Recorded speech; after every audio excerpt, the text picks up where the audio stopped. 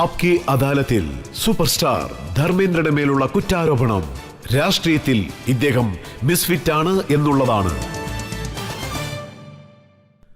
ധരം sir, താങ്കൾ ഹെൽത്തിൽ ഫിറ്റാണ്, ആക്ടിങ്ങിൽ ഫിറ്റാണ്, ഡാൻസിൽ ഫിറ്റാണ്, ഓരോ dialogue എഴുതുന്നതിലും ഫിറ്റാണ്. പിന്നെ ഈ രാഷ്ട്രീയത്തിൽ എങ്ങനെ അൺഫിറ്റായി? ഞാൻ രാഷ്ട്രീയത്തെക്കുറിച്ച് ഒരിക്കൽ പോലും ചിന്തിച്ചിട്ടില്ല, സ്വപ്നത്തിൽ പോലും ചിന്തിച്ചിട്ടില്ല. പക്ഷേ ചില ആളുകൾ വന്നെന്നെ കണ്ടു. ഞാൻ അവരോട് പറഞ്ഞു, അവിടെയൊക്കെ നല്ല ആളുകൾ തീരെ കുറവായിരിക്കുമെന്ന്. അതിനവര് നല്ലവർ വന്നില്ലെങ്കിൽ നല്ല കാര്യങ്ങൾ എങ്ങനെ നടക്കുമെന്ന് ചോദിച്ചു. അത് കേട്ട ഉടനെ എനിക്ക് തോന്നിയെന്തെന്ന് വെച്ചാൽ ഞാനാണ് അതിന് യോജിച്ചവൻ, വളരെ നല്ലവനെന്ന് കരുതി. ഞാൻ രാഷ്ട്രീയത്തിലിറങ്ങിയാൽ മൊത്തം ഇന്ത്യയും മാറ്റിമറിക്കുമെന്ന് കരുതി. പക്ഷെ അതൊരിക്കലും എമോഷണൽ പീപ്പിൾസിന് പറ്റിയ ഒരു സ്ഥാനമല്ല. അവിടെ തൊലിക്കട്ടിയുള്ളവർക്കേ നിലനിൽക്കാൻ കഴിയൂ. അതായത് അവര് ഒരു കാര്യം നടക്കാൻ എന്തു വേണമെങ്കിലും ചെയ്യും.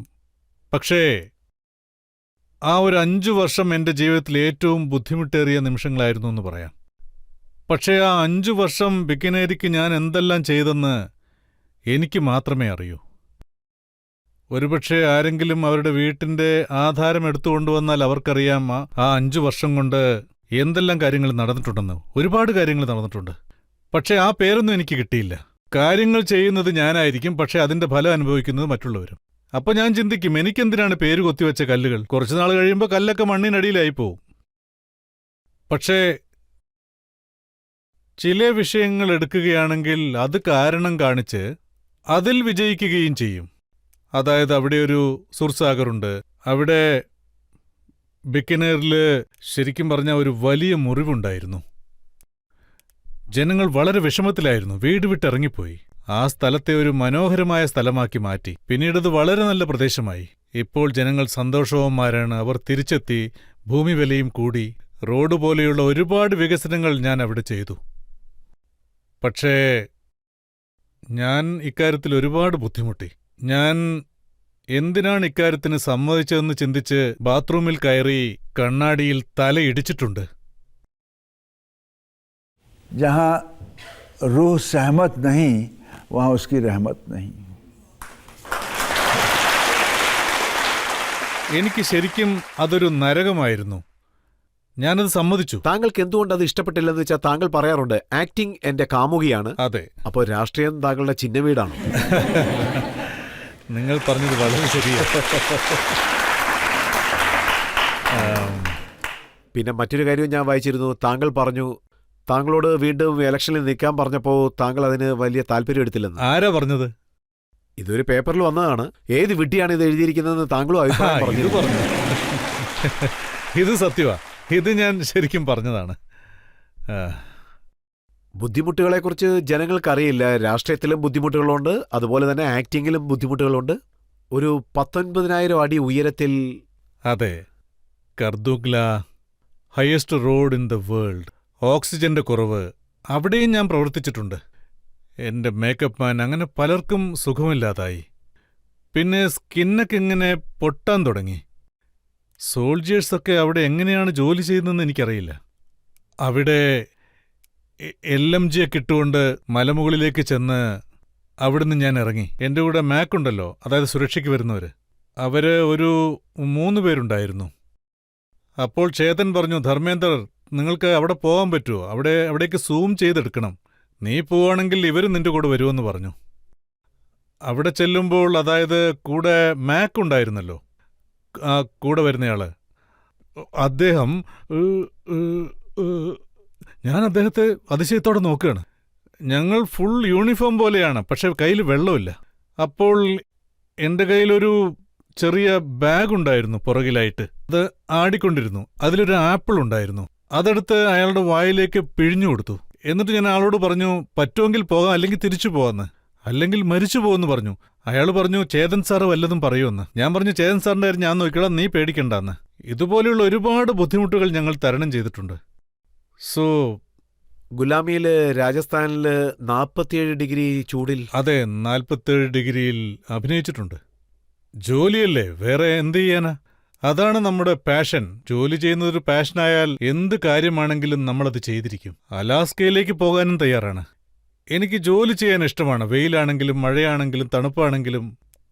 ഓക്സിജൻ ഉണ്ടോ ഇല്ലയോ, ഇതൊരു പാഷനായതുകൊണ്ട് മാത്രമാണ് ഇത്രയും വർഷം എനിക്കിത് തുടരാൻ സാധിച്ചത്. ഇപ്പോഴും അങ്ങനെ തന്നെയാണ്. ഇപ്പോഴും ഞാനൊരു ന്യൂ കമറിനെ പോലെയാണ് പെരുമാറുന്നത്. ഇപ്പോഴും ഒരുപാട് കാര്യങ്ങൾ പഠിക്കുന്നുണ്ട്. ഇപ്പോഴും നല്ല ഷോട്ട് വേണമെന്ന് ആഗ്രഹിക്കുന്നുണ്ട്. മറ്റുള്ളവരെ ഇംപ്രസ് ചെയ്യുന്ന പോലെ അഭിനയിക്കണം. ഇതൊക്കെ എന്തുകൊണ്ടാ ചെയ്യുന്നത്?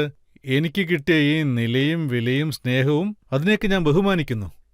ഈ പ്രശസ്തി എന്ന് പറയുന്നത് समुद्र शोहरत के साहिल नहीं होते. मैंने देखे हैं एक से एक तैराक डूबते यहाँ. हाँ, डूब जाते हैं. പക്ഷെ ഒരു കാര്യമുണ്ട്, എല്ലാം നമ്മൾ മറികടക്കണം. അതാണ് ജീവിതം. ജീവിച്ചല്ലേ പറ്റൂ. മുന്നോട്ട് പൊയ്ക്കൊണ്ടേയിരിക്കണം. എന്റെ കാര്യം നോക്കിയാൽ എനിക്കൊരു എൻകറേജ് കിട്ടാൻ വേണ്ടി ഞാൻ ഇവരെ എൻകറേജ് ചെയ്യും. ഫാരിസ്റ്റ് എന്നൊരു ലിസ്റ്റുണ്ട്. फहरिस्त कारनामों की अपने थमाकर हाथ में वक्त के. പലരും പറയും സമയത്തെ നമ്മൾ ഫോളോ ചെയ്യണം, സമയത്തെ ഭയപ്പെടണം, സമയത്തിന് ചെയ്യണം. ഞാൻ സമയത്തെക്കുറിച്ചാണ് പറഞ്ഞത്. फहरिस्त कारनामों की अपने थमाकर हाथ में वक्त के तामील हो हुक्म दे दिया है.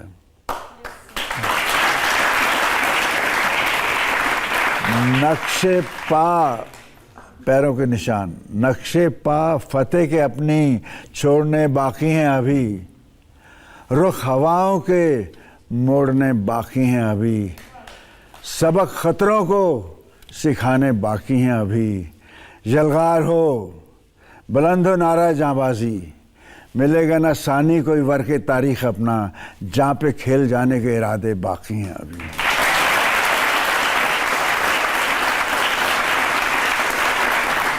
हम ये कहते हैं आज धर्म से, धर्म सा दूसरा नहीं है दुनिया में धर्म से.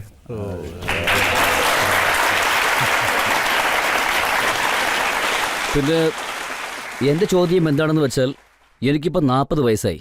പക്ഷെ എന്നെ കണ്ടാലോ നിങ്ങളുടെ അങ്കിളിനെ പോലെയുണ്ട്.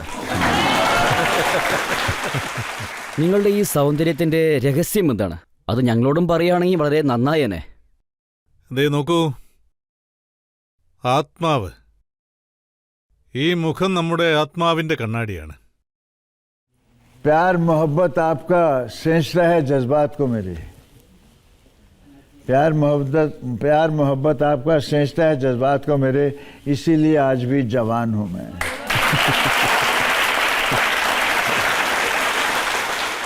ധർമ്മേന്ദ്ര സാർ, ഈ ലോകം തന്നെ പറയുന്നു ധർമ്മേന്ദ്രയെ പോലെ വേറെ ആരും തന്നെയില്ല. One and only Dharmendra. പക്ഷേ ഒരു വ്യക്തിയുണ്ട്, അദ്ദേഹവും കുറച്ച് ധർമ്മേന്ദ്രയെ പോലെ തന്നെയാണ് ഉള്ളത്. ഞാൻ അദ്ദേഹത്തെ ആപ്കി അദാലത്തിലേക്ക് സ്വാഗതം ചെയ്യുകയാണ്. Please welcome Sunny Deol.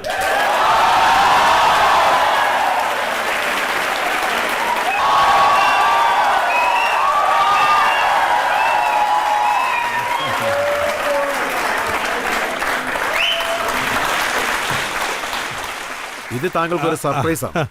വാ, വാ, വാ, വാ.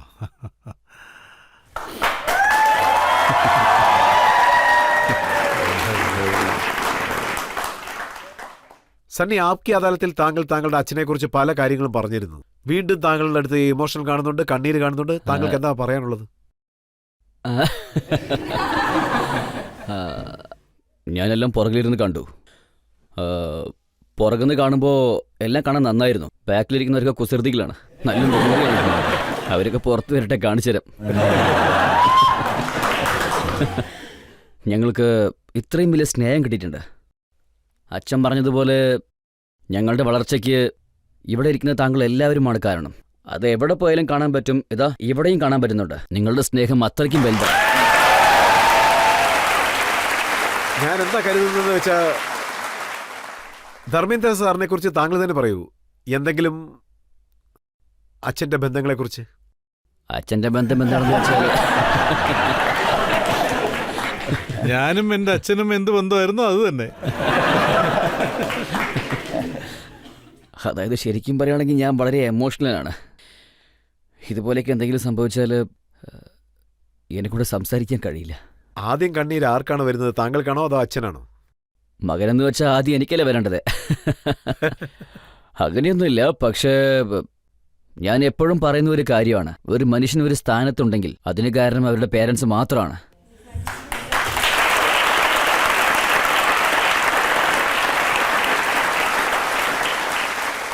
ധർമ്മേന്ദ്ര സാർ താങ്കളോട് ഇത് പറഞ്ഞേ മതിയാകൂ. താങ്കളെക്കുറിച്ച് മകന്റെ അടുത്ത് പല ചോദ്യങ്ങളും ഞാൻ ആ ചോദിച്ചു. പറയൂ. താങ്കൾക്ക് സന്നിയെ പോലുള്ള മകനെ കിട്ടിയതിന് താങ്കൾ അഭിമാനിക്കാം. അതെ, ഞാൻ കടപ്പെട്ടാണ്. ഓരോ അച്ഛനും തന്റെ മകൻ തന്നെക്കാളും വലിയ നിലയിലെത്തണമെന്നേ ആഗ്രഹിക്കൂ. തന്നെക്കാളും ഉയരത്തിലെത്തണം. ഒരച്ഛനും മകനും തമ്മിലുള്ള ബന്ധം അതാണ്. തന്റെ മകൻ ഉയരങ്ങളിലെത്തണമെന്ന് ഓരോ അച്ഛനും ചിന്തിക്കും. എന്റെ മകന്റെ കാര്യത്തിൽ എനിക്ക് ഒരുപാട് അഭിമാനമുണ്ട്. തീർച്ചയായും എന്റെ ആഗ്രഹം നിറവേറും.